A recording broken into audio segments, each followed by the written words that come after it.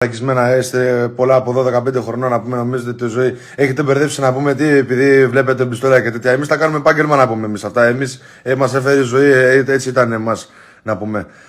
Νομίζετε ότι αυτή είναι μαγκιά. Η μαγκιά, ρε, μαλακισμένα, βλαμμένα, είναι να τελειώσετε το σχολείο, να βοηθάτε τους γονείς σας. Αυτή είναι μαγκιά, ρε. Όχι να ζητάτε ψωμί λεφτά 2 ευρώ για να βγείτε έξω να φάτε. Καταλαβες. Άντε, δεν ξέρετε που πάνε τα 4 να πούμε. Μαλακισμένα. Εμένα δεν θα μ' ακούτε εσείς που δεν ξέρετε πού σας πάνε τα 4.